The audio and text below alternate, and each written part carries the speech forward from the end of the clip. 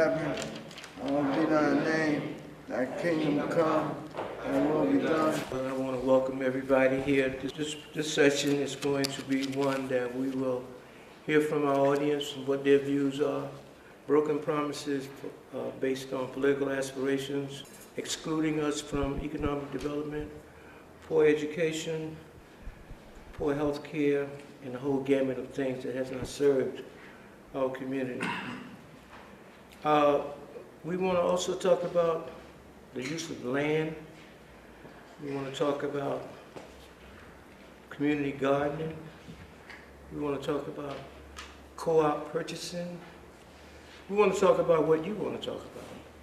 And that is, how can we as a community come together as solution-driven people and not be constantly complaining? Because everybody doesn't complain, because we have people here in the audience tonight that are doing things, to make things different for our legacy, which is our children.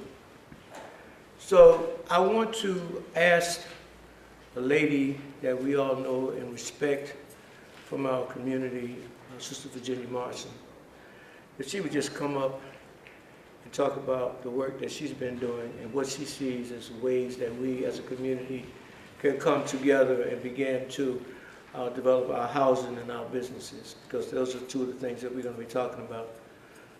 So I'm going to pick some other people after her, so get ready, folks. But we're going to start up with Sister Virginia Morrison. Virginia Morrison, thank you. I didn't come this evening to speak. I heard about the gathering this morning on Touch 106.1 FM, the fabric of the black community. So it's an honor. I'm always prepared to talk about solutions. Everyone here knows about the problems that have existed in our community, starting way back before I was born. And let me back up and say that I am the executive director and founding member of Grove Hall Neighborhood Development Corporation. And we try to impact everyone in our community in a positive way, whether it's politically, socially, economically, whether it's dealing with education. However we can impact members of the community in a positive way, then we accept the challenge and try to do what we can do. We are a community development corporation, but we are not your traditional community development corporation that focuses on affordable housing, if you will. We feel that the community has an oversaturation of subsidized housing. We need affordable housing, but we need more equity or equitable affordable housing. We need more home ownership opportunities. So to that extent, there are a number of workshops and seminars that we hold up in the Grove Hall area. Actually, I'm going to take credit for coining the phrase beautiful uptown Grove Hall. For too long, the media has defined who and what we are. And I believe that we live in a beautiful community. And if we don't think it is, then we need to make it. And so if each one takes a little piece of the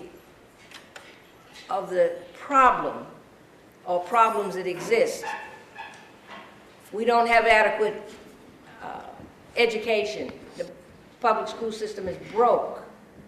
What do we need to do to fix it? A couple of things that we can do is collectively as a people, we live in a community, and the common word is unity.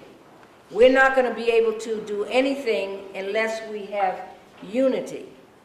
It doesn't matter if you're a Republican or Democrat, Methodist, Baptist, Muslim, fat, skinny, a master's degree, high school dropout. The common denominator is that we are people of color in the same struggle.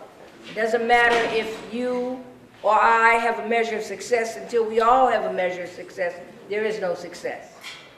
And Dr. Robertson, right? Pleasure to see you again. So one of the things that I would think that we should do is we should demand a curriculum that is all-inclusive. Youngsters take pride in themselves when they see themselves, when they read about themselves. We need to have some sort of a incentive for our black males to want to become teachers, because our youth need role models. So we need people that look like us in the public school system. So those are a couple of solutions, if you will. I'm not going to, I didn't hear what you said. I'm going to stop right here because I know there are others that you want to hear from. But don't ask me to speak because I can go on and on and on. Okay. Well, based on the work and the longevity that Sister Virginia has been involved in our community on many levels, I think that we should give her a lot of applause, maybe a standing applause. Well, she didn't say it, but I'm going to say that her son, Charles Muhammad Clemens, runs a hell of a radio station.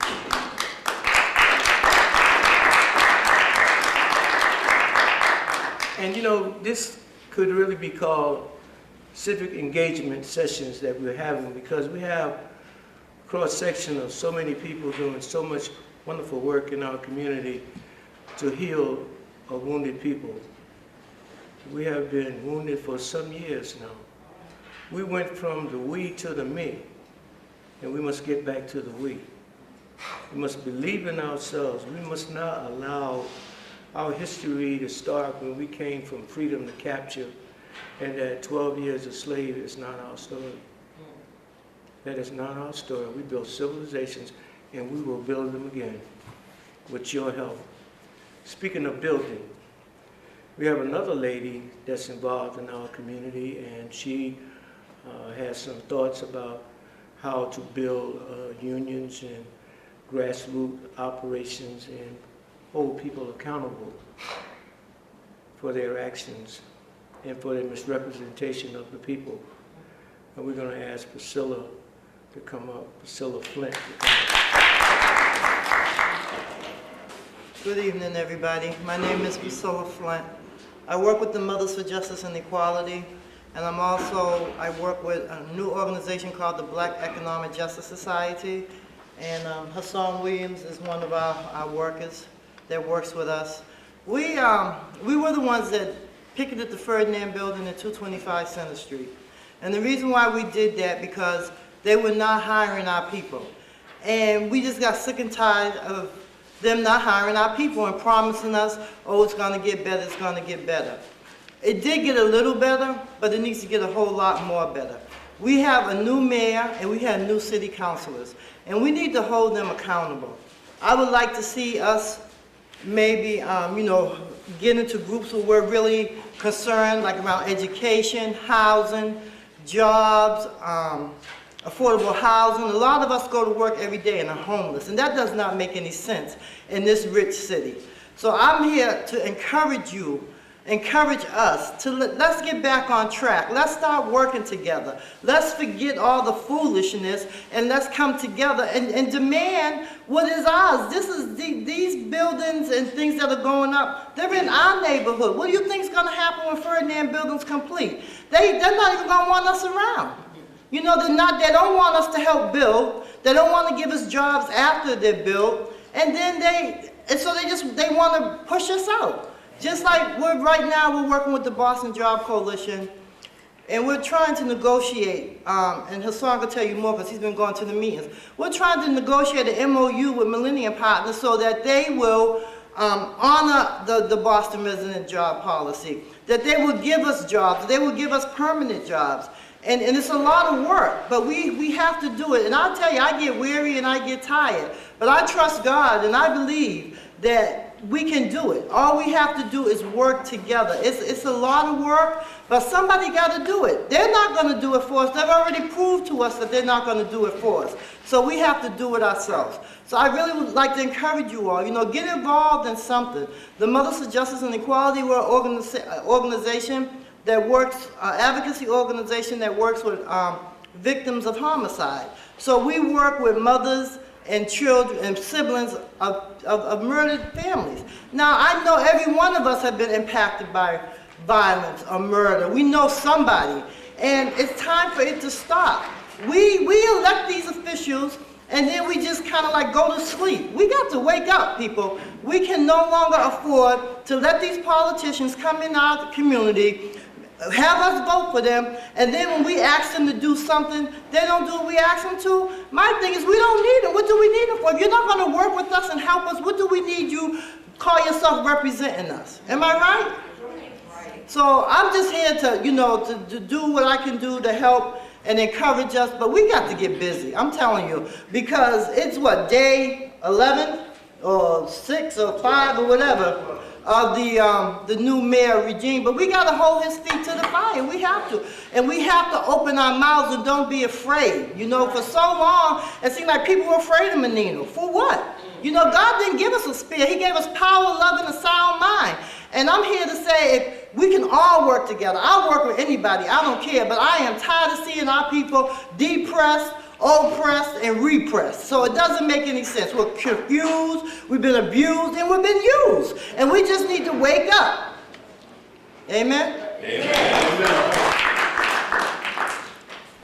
I just want you all to know that Priscilla is also a published author. Priscilla, what is the name of your book, please? Oh, I look back and wonder how I got over. I got a copy. I hope I got a copy. Do you have a copy? Just bring it right up here so we can get it on this camera, so that people could see it, and maybe somebody might want to buy a copy. I know, I don't even promote myself, I just promote my community. I'm promoting you. I should, but I don't. Promoting you. This is my book, I wrote it. It's about my trials and my tribulations and how God brought me through them. I'll just give you a little bit of it. I lost 2 children, one in a fire, one in a car accident. I had several nervous breakdowns. I was crazy. They told me I wouldn't be nothing. But I went and got my master's in education. I had a job working for the city of Boston for over 15 years running their payroll. And I'm a minister at my church. So don't tell me what God can't do. Because if you doubt that there's a God. I just want to say something to you all regarding mothers that have lost children to violence. I always sometimes wonder, and I ask the ministers, what about the parents and the mothers of the children that perpetrated the crime? What do we do for them? What do we do for those children and those parents that feel so ashamed and have no place to talk about it? In the house came my good friend, who just spoke your name right after your mother spoke, Brother Charles. And we're glad to see you here. Can we give Brother Charles a round of applause? And we have a group of veterans in the house. Can our veterans just stand for 1 minute? All the veterans, including myself, just stand. George, that's you. The reason why I'm asking the veterans to stand is because as a veteran, I know how it can be trying to make the transition back from military into civilian life. And there has been a lot of trauma in that area. And I had the opportunity before he passed to work with Dr. Joseph Warren at Northeastern University, who was a veteran, and we did a scientific survey that showed that African American veterans shied away from the VA hospital based on the lack of cultural sensitivity, and would rather deny being a veteran and go into the emergency room than to go where they are qualified to get treatment. So after saying all that, we have the Commissioner of Boston's Veteran Services, Francisco Urema, who I've asked to come and say a few words about what's going on with our veterans, female and male. Good afternoon. It's such a great pleasure to be here. Thank you for the correction. Good evening. Yes. Among a great collection of people that care in this community. You know, I'm really proud to see this great gathering here, people that care in this community, to be able to stand up here and talk about your needs and about your desires. But one thing that I so far got that it makes sense is to get involved. And I thank you for sharing that, because that's really the message that really empowers this community. But let me talk about what I know, which is the City of Boston's Department of Veteran Services. I have some flyers here that I can leave with you all. First of all, any veterans in the room, I know you have been acknowledged already. Thank you for your service. And if you have not heard of this, and if you have not heard, welcome home. Really, welcome home. If you have not heard that message, that is the message I really, if you get anything out of this, is welcoming you home. Thank you for your service, because many a times your service to our country has not been easy. Your return home has not been easy. But our assistance here is what we're here to do. I'm here in the neighborhood. I'm here to talk to you. This is not the first time we're going to meet. This is not going to be the last time we're going to meet. If you want, for those folks involved in clergy and churches, I'm able to, if you want to welcome me into a session in before your service or after your service, we can have a coffee hour. Please let me know, because I know it's a good opportunity to talk about the benefits and services available to veterans. And that is the flexibility I am showing, to be able to ensure that all of our veterans, male and female, whether you're from Roxbury or you're from Alston or Brighton, receive the quality benefits that you have so fought for and you so deserve, because that is what we're here to provide, these benefits and services. So I'm going to leave some pamphlets behind. I want to leave a couple messages. I'm very excited. One of the things that we're starting here on the 26th of January is the very first session of a Veterans Court in Suffolk County. It is an opportunity to ensure that our veterans who are struggling with returning home are not placed behind bars, but are giving us an opportunity for counseling or a jail diversion, per se, so that we could assess their problems and not really deal with a crime that may have occurred because of service to our country. So I'm very excited for that. I think it's something that hasn't got enough attention, and I'm very excited once our first session is in place on the 26th. Again, please ensure that the veterans and veteran families, more importantly, our widows and our widowers of veterans, get the benefits that they deserve by assisting me in providing this information to them. So once again, if I could be of assistance, if I could be involved in any other group, I am willing and able, whether that is a Sunday, a Saturday, an evening, or a morning, or afternoon, to be able to facilitate these types of conversations on a one-on-one basis when veterans feel comfortable, because veterans like to talk to other veterans, and we're able to do that. Veterans, female veterans, like to talk to female veterans, and we have those in our staff to be able to facilitate. But as Haywood Fennell was mentioning, 1/4 of all veterans participate in the VA healthcare system.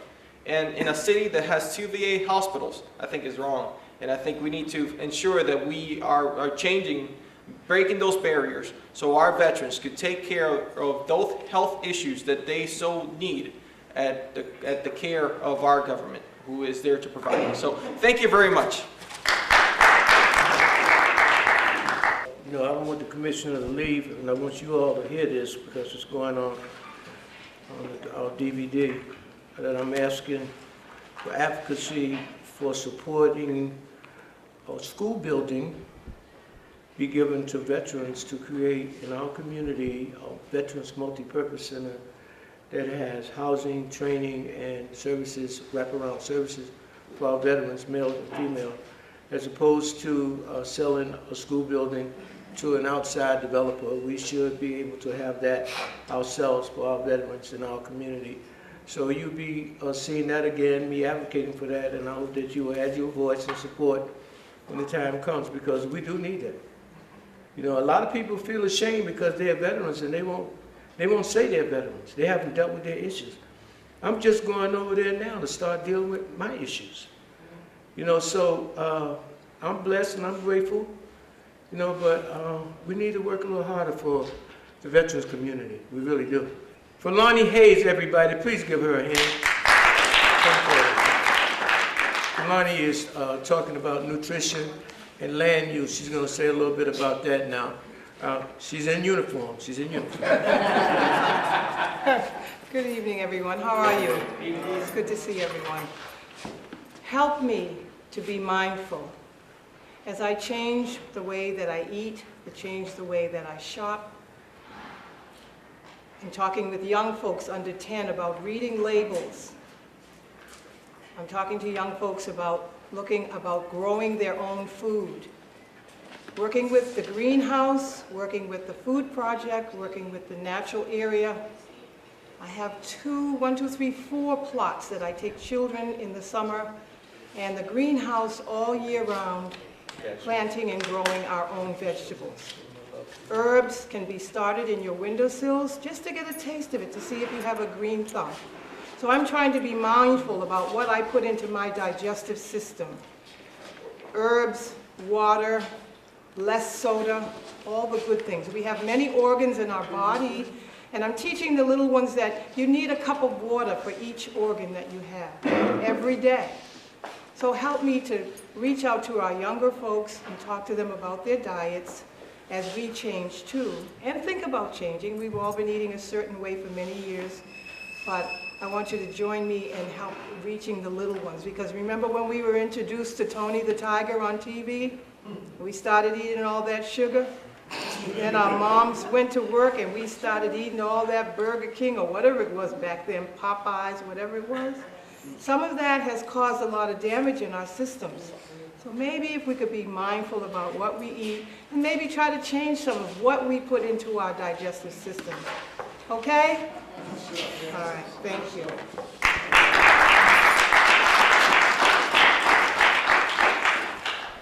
I stopped eating red meat 21 years ago.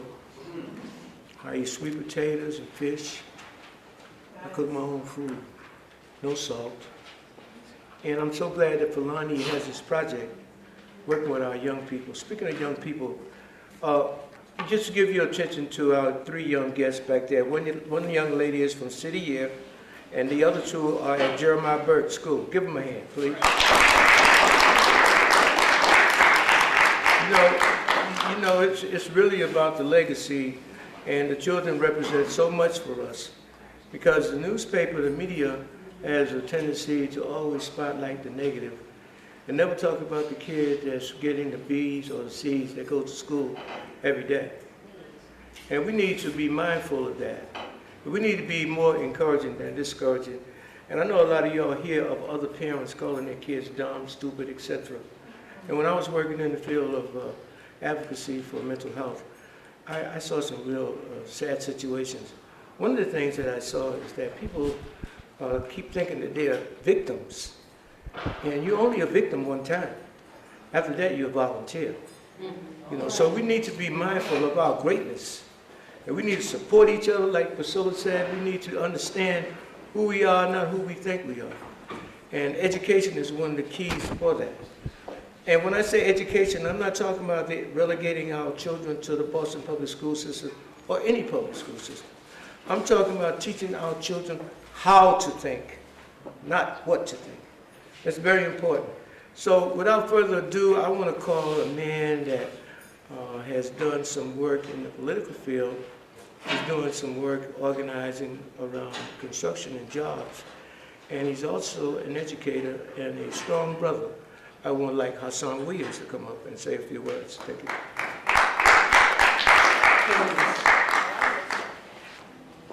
Good evening, everyone. Good evening. I too am totally unprepared to have any comments, but I guess the Bible says be ready to eat in season and out of season.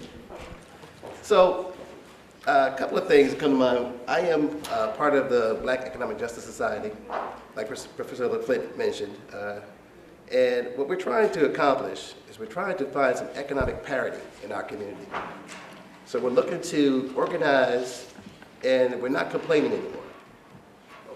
So you're not gonna hear us complain anymore. The complaining is over. It's time for action. So it's time for us to do. So anytime you hear someone complain, ask them, what are you doing? No more complaining, well, this, that, no, no, what are you doing? And there's a whole bunch of ways that you can assist us in helping to make our community better. That is our aim. Make our economic stance better by fighting to not only get jobs, but training people to get jobs, right? So we're right now in negotiations with, we're part of a group, a citywide coalition called the Boston Jobs Coalition.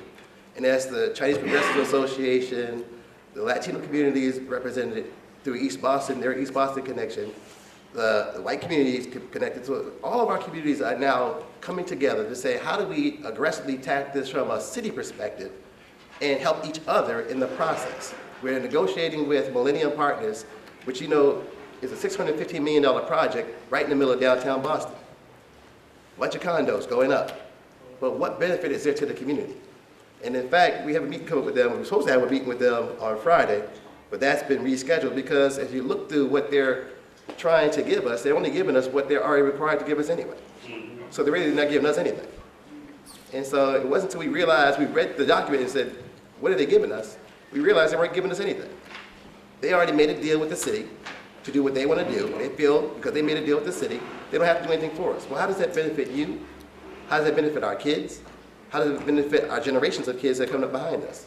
It doesn't. So we're going to actually have to put in some concrete things, because they want to keep the resident policy, which is 50% city residents, 25% minority, and 10% women, as their goals. Well, that might have been all right if they actually were accomplishing those goals. Right now, they're 29% city of Boston, there's 17% people of color, and there's like 7% women. So they're not even meeting the city of Boston's goals. But that they don't, our goal is to have 51, 51, 15. And we think that's more reflective of the current state of this city of Boston, with us being 53% in the majority now. So those are one of the things we're dealing with. Another thing we're dealing with is, you know, I thought about this being the time of Martin Luther King Jr. And I thought about how 50 years ago, we were fighting for the same thing we're fighting for today. 50 years ago, we were fighting for education and jobs. 50 years later, what are we fighting for? Education and jobs. Why is it that nothing has changed? We can't blame everything on those people that make the decisions. We have to blame take some of the responsibility on our own shoulders. What have we done to change? And how do we change us in our mindset? That's one of the things that we need to accomplish in our community. How do we change us in our mindset? And we do that by getting away from the dream and moving to the vision. The Bible says, without a vision, the people perish. Not a dream. Without a vision, the people perish. So we're coming together to create a vision. And in creating a vision, now you have action steps that go along with that vision. And when you get those action steps in order, even if you take one step at a time, just one single step, you've accomplished something. So then the next one, you make another step. And soon if you start walking, next thing you're actually getting somewhere. So that's what we're looking to do with the Black Economic Justice Society. We're actually looking to go from dream to vision. So we want you all to join us in our struggle, our fight, to move from the dream to get to the vision. Because one thing that ties Martin Luther King Jr. and Mandela together, now I'm talking about Mandela. Mandela had a vision, right? One thing that helped him accomplish that vision was the action. Boycotting was an action. Somehow we had the solution all along and forgot what the solution was. We used the solution back in the 60s, but we forgot what the solution was. When we started to hold our money back from people, policies changed. Policies changed. When you held the money, policies changed. The same thing happened in South Africa. When the boycotting happened, the country changed. When people started divesting from South Africa, the country had to stop its racial policies and practices. So what do you think we need to do here? If we're going to revert, if they're going to revert, we need to revert. So they revert back to the old policies. Okay, well, guess what? We got rid of affirmative action. Does anyone know affirmative action being effective now anymore? The Supreme Court kind of struck that down, didn't it? They got rid of that. Well, guess let's go back to boycotting. Let's go back to holding our money back in places that we can concertedly say, and everyone can participate in that, whether you're rich or poor. So we can unify all of our cultures and our groups in our cultures by doing that one simple action. Let's target someone and say, let's withhold our dollars from this particular group. And let's start doing it with each single person that has a negative policy towards us. Right? We have politicians, I call them masterful politicians. Right? Masterful, I know some masterful politicians. Well, the question I have asked you all is, how do you tame a masterful politician? How do you tame a masterful politician? You know how? You become a masterful constituent. Masterful constituency tames masterful politicians. As long as you're a passive constituent, you will never get anything done. You will always be under someone's foot. You will never get resources. Your voice will never be heard. You need to become masterful constituents. It means we need to start training people in our community exactly what the political process is, not just tell them how to vote, why they're voting, and show them. I mean, let's start carrying people. If that's all you can do is take someone to the poll, guess what? That's an action. You just took a step. So if everyone just grabbed one person ticket to the poll, guess what? You've now created an action. And if it's all you can do, guess what? During political time, that's going to be very significant. So we need action steps now. No more talk, no more complaints. Let's start creating massive constituents. Two things we can do, we can vote and we can boycott. And trust me, both of them are equally effective. The most effective is the boycott. Trust me when I tell you. Look at our history. We forget the history. When you boycott, you take people's money from them, they start to take notice.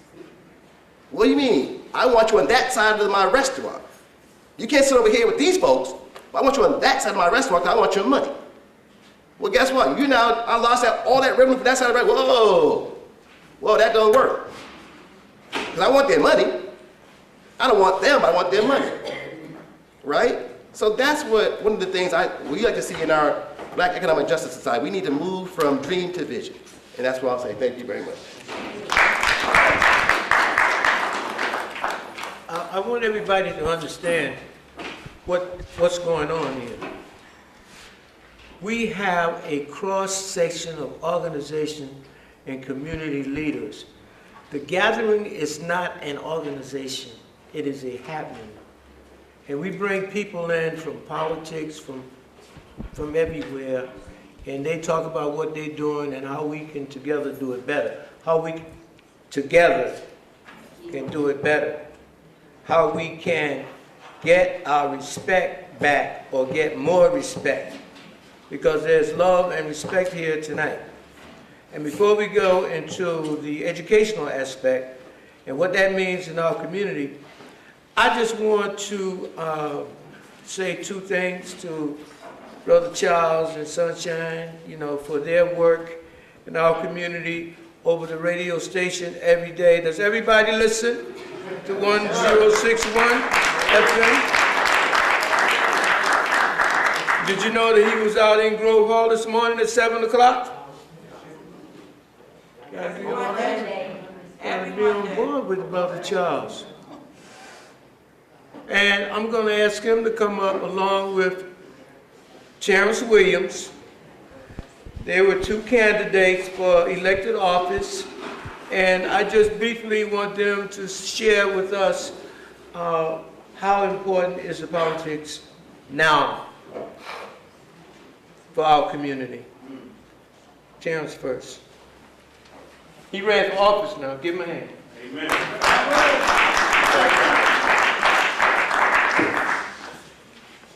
Brother Haywood, you don't have me go behind some powerful people.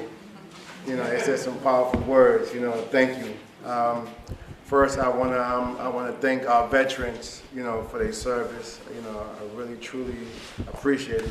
You're doing a job that I refuse to do. So, thank you for securing my life for me and my family and friends. And for our elders, I'd like to, thank y'all for doing what y'all did back then. So young gentlemen like me can run for office, and my children can try to live that dream that Dr. King has provided for us. The reason I ran for office is, you know, not to take down a lion, because that lion is a great lion. I just think that it's time for our youngs to come up and be a part of this process. If you run a track race, a relay race, and you don't pass that baton, you lose. So if we don't pass our baton to our young children, then we lose as a people. Because then we start blaming on what happened to our young children. Well, who taught them on how to pass that baton? Who taught them on how to go out there and work for, work for the dollar? Who taught them on how to raise their family? Who taught them on how to education? You know, my grandmother told me a long time ago, when you're tired of being sick and tired, do something about it. So, long time ago, I did something about it. You know, I thank God to this day, because I supposed to have been dead a long time ago. I got this mark on my neck to prove it. The doctors told me if I made a vein, I was gone. You know, and I always said, you know, I've been shot at, I've been stabbed, and I always said after everything, God, what do you have planned for me? And then from there, I just stopped questioning and say, you know what, he has a plan for me. And that's to help our young brothers and sisters. So I started a little small organization called Mighty Mission, where I can help my young brothers and sisters who are struggling out there, who don't have that father figure in their life, to try to help them succeed. Our success record is great, it's awesome. We had kids, young men and young women go off to Division I schools to play Division I basketball. Some even step on NBA courts. Some of them are doing great things now in the business world. We couldn't help them all, but the ones that we help, you know, we appreciate. They appreciate it. Now they come back and they help out in the community because we passing the baton. You know, here we are, the #1 city, #1 state in education. In education, the #1 with BC, BU, Northeastern, Simmons, Emmanuel, #1. But our elementary, our middle, and our high school are terrible. We're blaming them, but why aren't we blaming ourselves? Because we're allowing them to do it. We have great minds and great people in this city, but they refuse to work together. They refuse to come together to work as one. Everybody wants to be the chief, but nobody wants to be the Indian. I will be an Indian if it's going to help our children, you know, move forward and become great and do great things.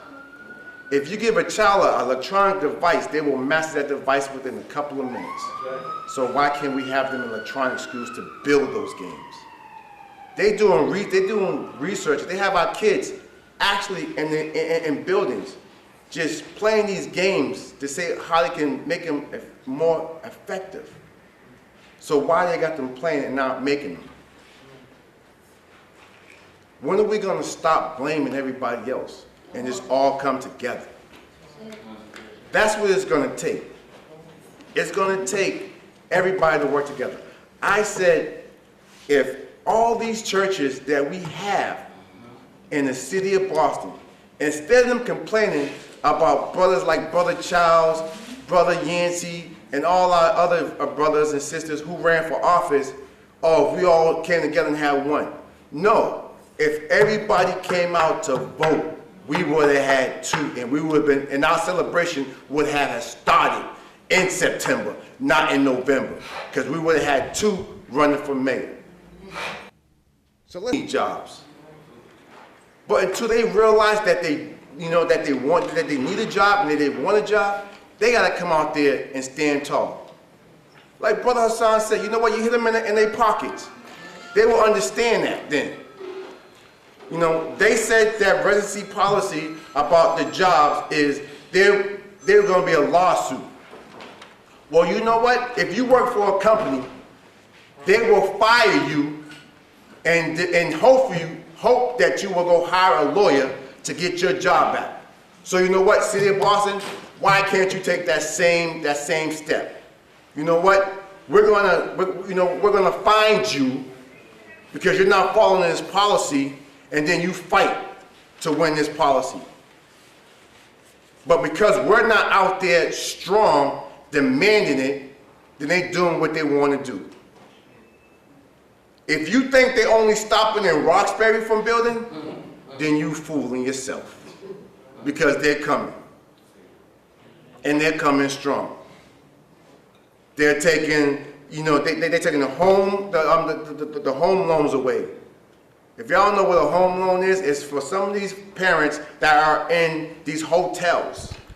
Instead of giving them Section 8, give them home-based loans where they can go get an apartment. They can't afford to live in Boston, so they want them to go outside. I talked to somebody the other day who works for D&D. Do you know how much money do they have for homeless people? But they're not giving that information out because they don't want you to know. They'd rather give that money back to the federal government than for you to have it to stay in Boston. That's the reason, you know, that's the information that we need to know. You know, the young brother just gave you information on our veterans. You know, I really commend this brother. This is my second time seeing him. You know, when Brother Haywood called him to come speak, he came out to speak. And he's a commissioner. Well, how many other commissioners will come into our community and address and tell you what they're offering to this community? You know, don't blame them for getting one of their own into office. Blame us for not getting ours into office. Thank you.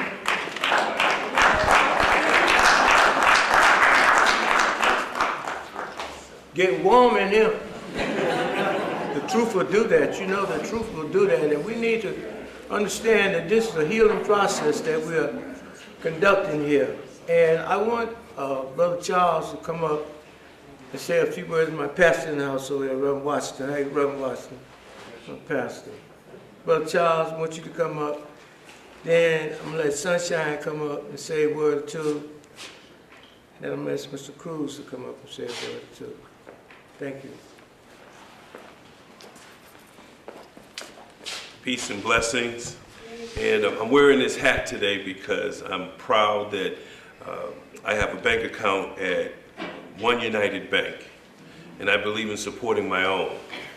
And I got rid of my credit cards about 25 years ago. However, I decided to get a new credit card today, but it's a secure credit card, which means you put the money in there and you only spend what you have, which is a beautiful thing. I want to give thanks to God. Haywood Fennell asked the question, why did I run for mayor of the city of Boston? Well, I was inspired by my daughter. I dropped my daughter off at Howard University 3 years ago, and I listened to the young people talk about what they're going to do in their community. And having a radio station for 7 years and listening to the community talk about the issues in our community, I was compelled to say, why not? Why not stop talking about what's wrong and start being part of the solution? So I stepped out on faith, and 2.5 years ago, when Mayor Menino was still going to run for mayor, I decided to announce at my 50th birthday party that I was going to run for mayor, and you should have seen the look on my mother's face. However, I'm that type of person who steps out on faith, who believes in God, and also believes in the people. And I will say to echo what Brother Hassan was talking about complaining. A lot of people talk about complaining. If you really want to be a part of the solution, you're going to have to go out there and do something. You may not be able to knock down giant walls, but if you just do a little something, it can happen. I'm proud to say that I'm a founder of Touch 106.1 FM, which gives our community a voice that we've never had before. And I said, well, if we can have a radio station and go up against the federal government, why not run for mayor for the city of Boston? And I say it with a smile because I love doing for my people. I love speaking for my people, and I say this event here, the gathering, is about unity. You'll hear me talk about on the radio station that unity is more powerful than a nuclear bomb. But we need to start taking a page out of South Boston. We need to start taking a page out of the North End. We need to start taking a page out of Chinatown. We need to start taking a page because at the inauguration a week ago, you heard that tenor say, it's a proud day for the Irish. But when is it going to be a proud day for black people? When is it going to be that day? Well, that day is only going to happen when you step out on faith and you start believing in yourself, you start working with one another. Let me tell you something. I might have only gotten 2% of the vote, but every time I go out, people are whispering in my ear, why did you mess up the election? Me? I only got 2% of the vote? How did I mess up the election? Well, I'll take it. I will take that, and I will keep on stirring up the pot. I'll keep on speaking for the community. However, you got to remember that our mayor has already told his first white lie. Oh, yes, he did. Day number 3, or day number 2. He said that he was going to elect a person of color as the police commissioner. Now, I heard him say it more than one time. Some of you probably didn't hear him say it. I heard him say it. He even said it on Touch 106.1 FM, and wait till we stop playing that show back. But he's already told a lie. But the question is, why are we sitting and not saying anything and doing anything about it? Because we are afraid to speak truth to the perceived power. There's only one power, and that's God. And that's what's beautiful about black people. We believe in God, so we need to step out on faith. I say for this gathering right here, make sure we get to know one another, make sure that we support one another. I've been out on the picket line. It was cold, it was dark.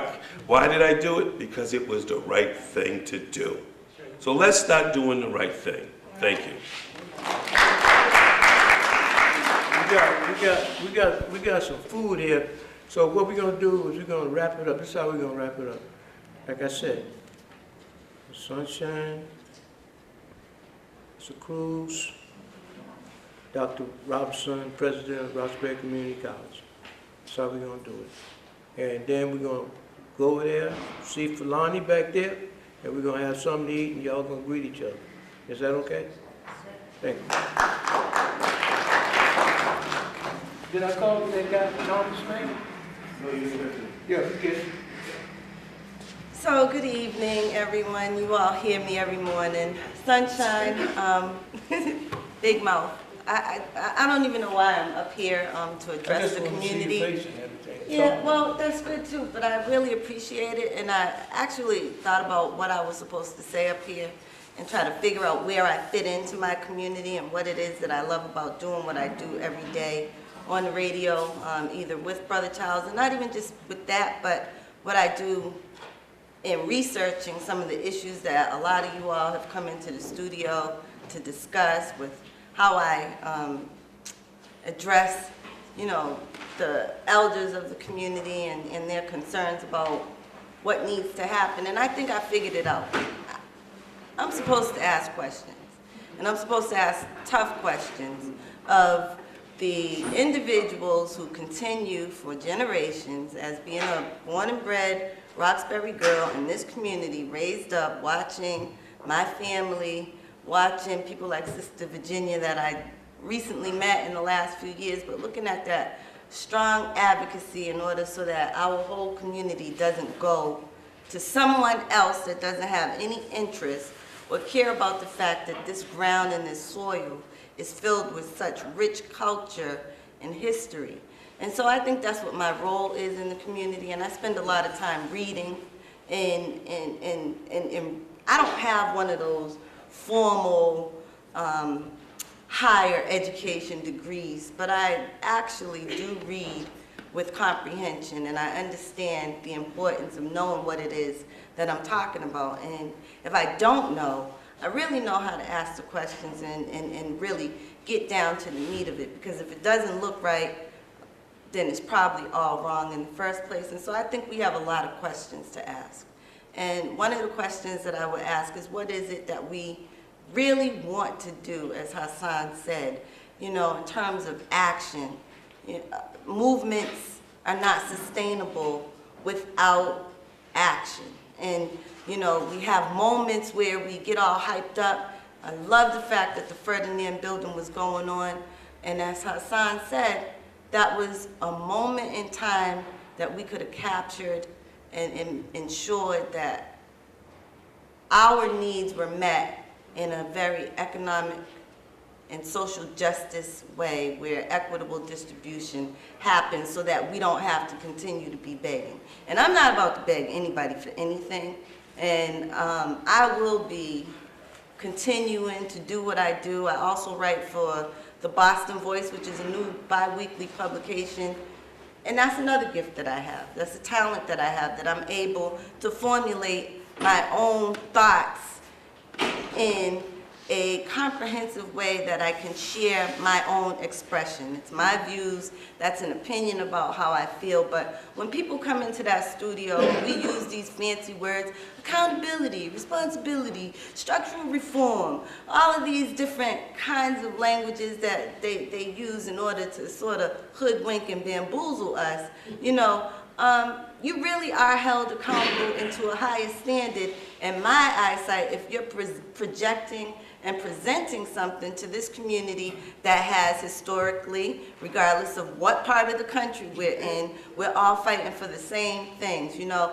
And as a mother, you know, there's concerns that I have about where my child is. Half the time he's 24 years old, but I don't know what he's doing, you know. And there needs to be some sort of help for, you know, those young people who need something other than the streets and not be able to get work. And I'm concerned about my elderly, I'm concerned about the veterans, and we hear these stories each and every day, but then I go into work, right? I work in a sector of philanthropy that promotes disenfranchisement. Not my job, but I'm saying where they don't, the sector itself does not necessarily come and find the ground workers, the people in this community that are meeting in basements and libraries like we are right here, who start these movements such as, you know, the Ferdinand building with Priscilla, but then people that know how to write grants end up getting money off of, you know, 2 years of labor that the Black Economic Justice Society started. And so I'm just all about asking questions. I don't know what I'm accountable for except other than asking questions, because I think we all deserve answers, we all deserve to be respected, and we all deserve to live in this community. If we choose to stay here, we should not be forced out, and accountability is something that's real. And if we walk away from the lion, as Terrence called it, which is, you know, the administration that's newly taken over, then we're going to continue to get what we deserve. So my thing is, if there's some questions that you have for any area it could be over the spectrum, point the direction to me, and I will make sure I send an email out to whatever committee head, whatever chairperson it is. I am not afraid to ask the questions, and I think we all deserve answers, and make sure that I'm the one to ask them, because I'm not scared of them. Thank you. Call Mr. Cruz, and then we're gonna get Michael up there after. Good evening, hello everybody.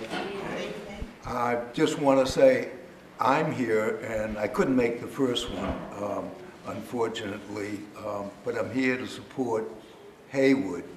I'm here to support Haywood for what he contributes and what he's willing to contribute back to the community. He's an example of unselfish love for the community, and that's the first thing. He's also, again, a veteran. He's concerned about the veterans. He's also concerned about young children and the arts. He's really what we used to hear about a lot and don't hear much about it now, is it takes a village to raise a child. He's willing to put the time in, and he's willing to devote his own time to the community, not himself.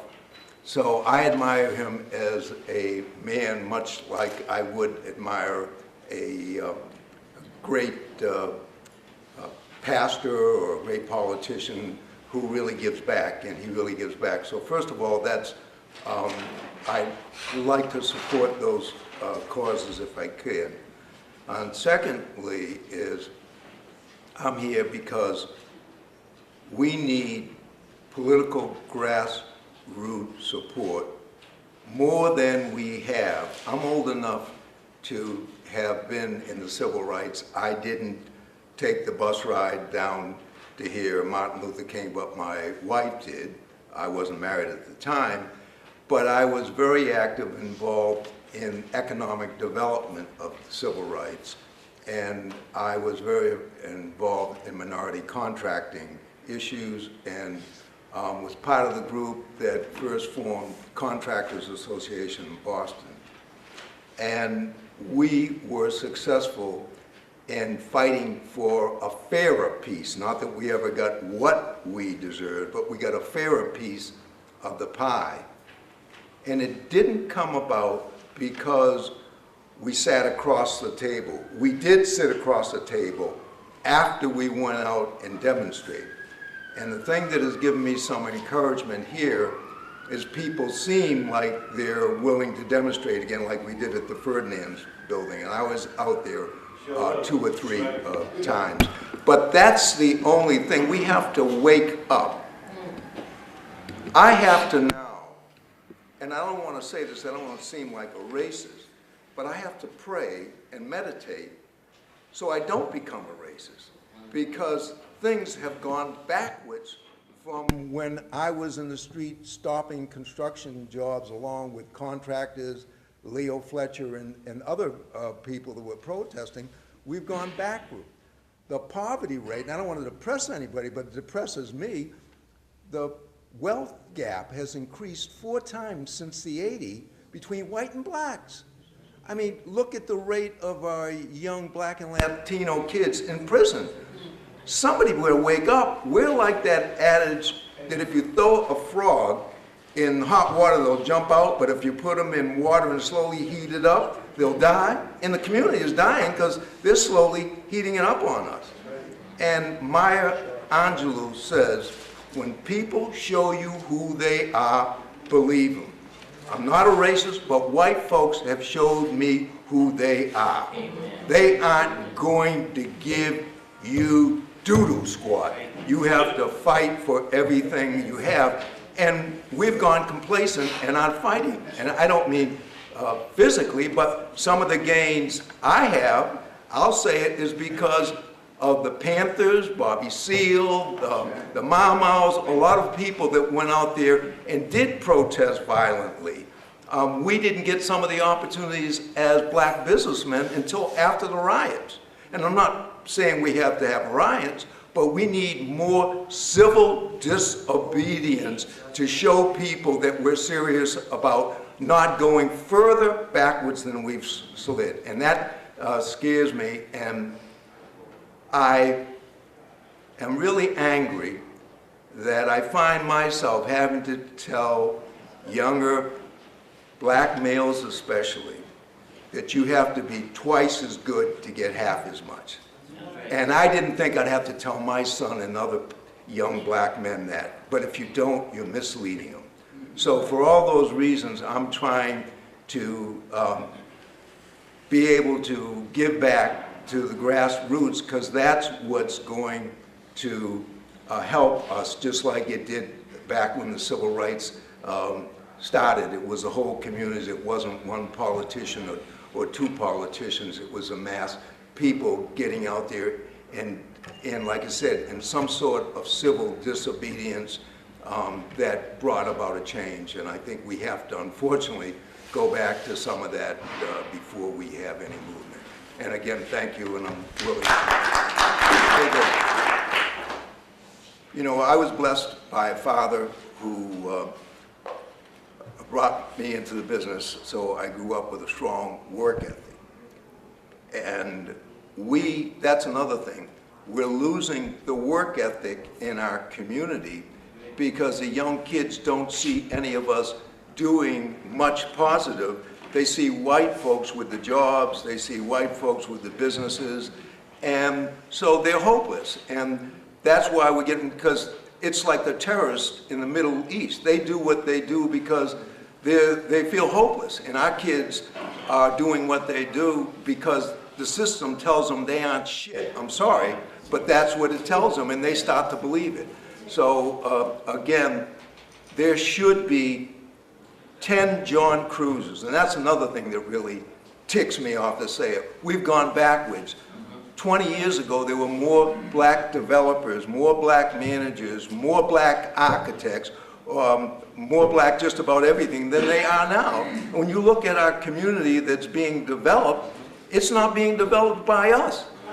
It's being developed by a lot of CDCs, community development corporations, and the work that they do, the money goes outside the community. They don't build any wealth. I have some political clout. I've got into tizzies with the mayor. He did his best not to give us crap. We suffered for it. But as my father said, they get up and put their pants on the same way. So I fought like my father would fought and wouldn't cave in.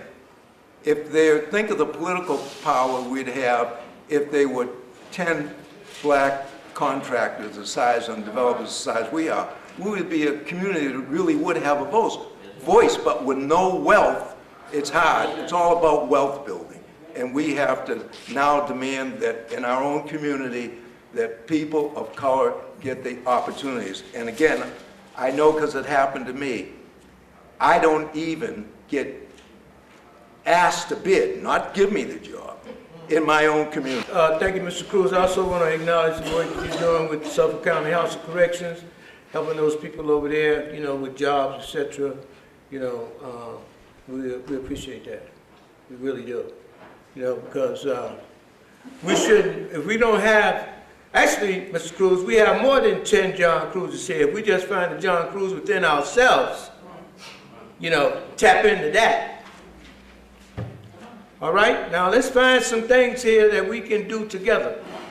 Having said that, we have a president of Roxbury Community College is here today, this evening, and she's going to say a few words. Then we have a brother by the name of Mike Thomas. Mr. Thomas? And he's going to say a few words, just a few words now. Come on, Doctor.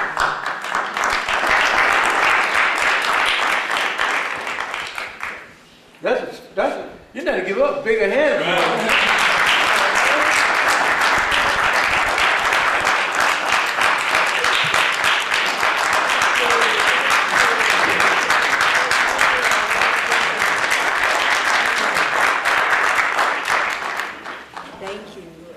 It should be me that's clapping for all of you.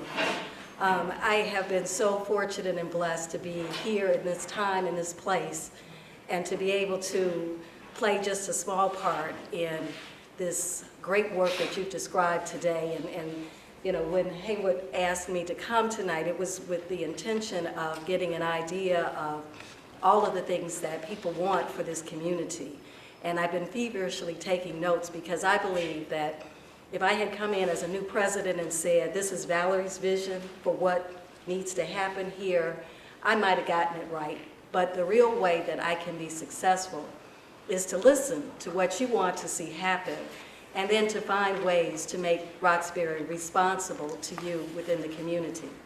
Roxbury Community College is a community resource. That's what we're here for.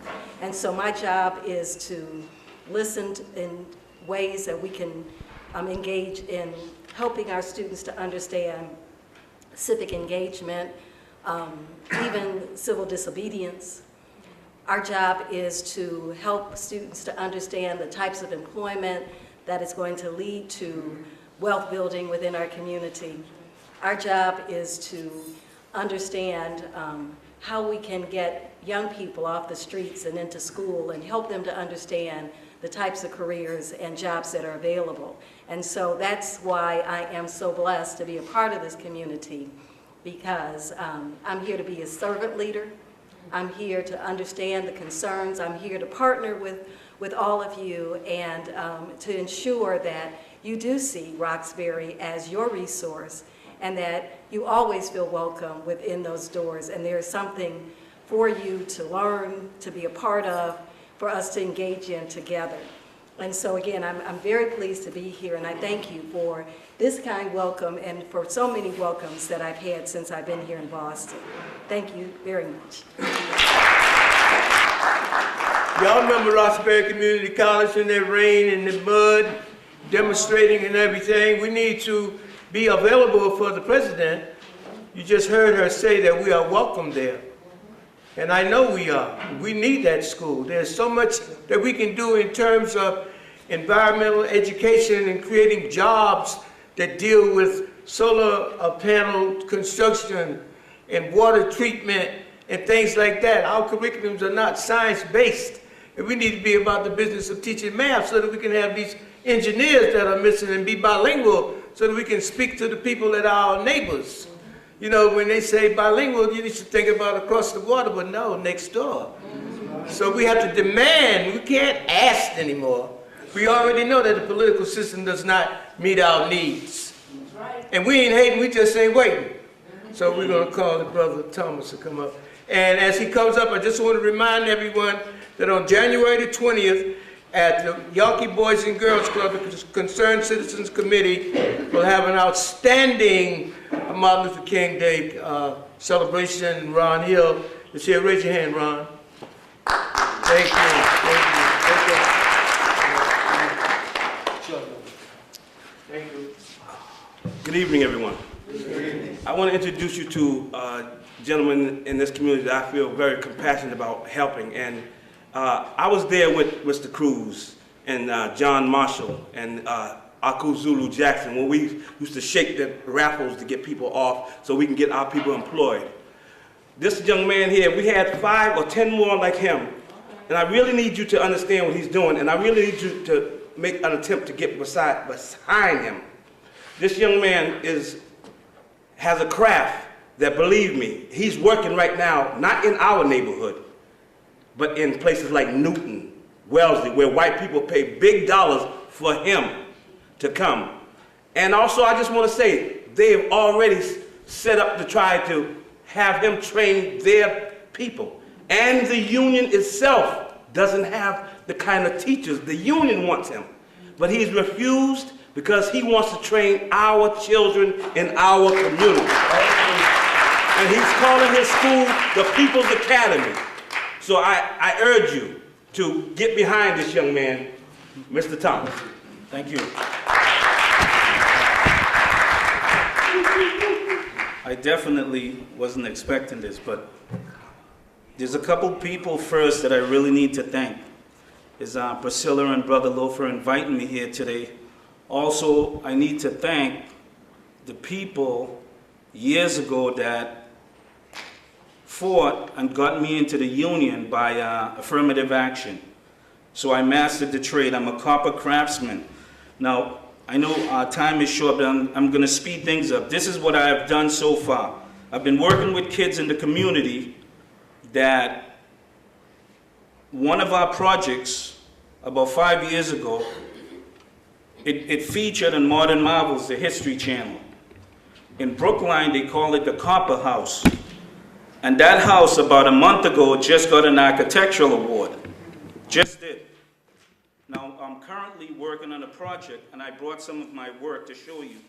I've worked in at least 50 commercial buildings in Boston, starting in the front of the State House, All the balusters you see there, all the conductor boxes, if you know what they are, I personally fabricated it and installed it.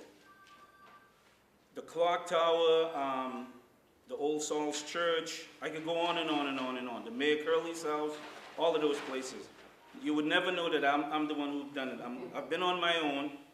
I've done these unique projects. Like I said, I brought some pictures. I even brought my camera here that I took some shots from the Newton project that you'll really have to see for yourself. And I'm taking kids who has never touched this type of work ever in their life.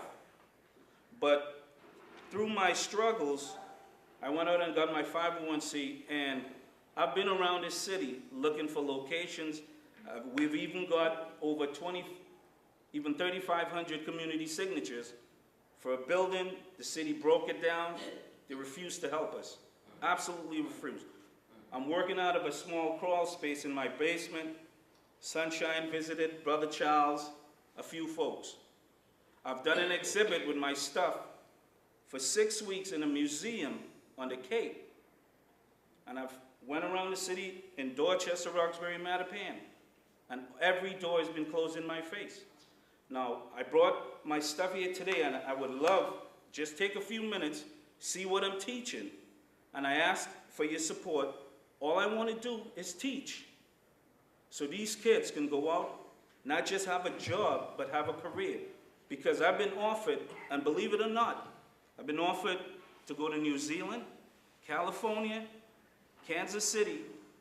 This summer, at least 4 times, a Canadian group has been coming to get me to go to Canada. If I show you what I've been offered, and I refused it, you'll tell me I'm crazy. I'll tell them 1.5 million. You'll tell me I'm crazy. I'm not crazy. I love this city. I love our people. Thank you. She's going to tell us what we got on the menu. This is a lady. Give her a hand. She's going to feed y'all. Give her a hand.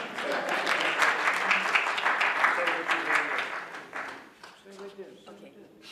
Hello, good evening. My name is Ronalda, and I'm here with Filani's Kitchen. We're going to have some lovely dinner for you. I wasn't planning. I'm sorry? Okay, I'm sorry. Let me come a little closer because I don't have the most. My voice isn't. No, you got the camera. Stay right where you are. The mic right there. You talk about food. Go ahead. Okay. So, we're going to serve dinner, but that's really not why I wanted to come up here. The reason I wanted to come up here, I was compelled to share with you some thoughts that I have and some ideas. I don't have the answers, but I'm more than willing to be a part of the solution if you are able to guide me. We have a lot of talent in this room, and what I've observed in my little travels of the young people is that they're lacking core values. They're lacking respect. They're lacking compassion. I listen to the way they speak. They're cursing. They're carrying on. They don't know how to conduct themselves as young men, young ladies, and so forth. I would like to somehow be able to get to them in the schools, wherever, and share with them a different way of behaving. In addition to that, the skills that you have, I think that the youth, we can leverage all the power in here by incorporating them, getting them interested, teaching them, first of all, whatever it is that they do not know, and then getting them involved, teaching them about politics and how it works. Teaching them a lot of soft skills. There are things that one needs to know that you don't get taught in school that will help you to excel. I just recently took a course at Simmons, and I'm a grown woman, and I just learned that in order to excel in the corporate world, not only do you need a mentor, which I've never had in my whole life, but you also need a sponsor, and a sponsor is someone who's able to basically get you into the position. Now, to talk you up and get you into the position. These are things that youth need to know, how to make themselves appealing, how to excel. So, again, these are just thoughts and ideas, and I don't want to be the one who's just talking about the problems, I'm more than happy to execute it. So I just invite you, I'm interested in everything. I'm interested in business, I'm interested in developing business and core values, all those things. So if there's anything, any way that I can be of service or any way that you think that I can help you all in your efforts, please, please enlist me. Thank you. All right, that concludes. Everyone, I want to thank you for being here this evening. I want to invite you to the rear after the Rev. Rev, would you say the blessing for the food for us, please? Okay, come up and say the blessing, Rev. Hey, folks, I just want to let you all know that we have a calendar called the Black Veterans Military Contributions Calendar that goes from the American Revolution up to the Tuskegee Airmen, that was done by a group of kids that we work with, and the calendar has all the dates of some of our contributions. And we have those calendars, but what we're trying to do now is to launch a national campaign to make those calendars commemorative stamps by the U.S. Postal Service. Now, I'll be sending out another email, you know me and my emails, and I'm going to ask for your support around that to get a calendar to support the Veterans Reading Brigade, because we are about literacy enhancement. We have Reverend Washington, my pastor, come forward, please. New Faith Missionary Baptist Church. Give him a hand, everybody. There's a lot of work in the community.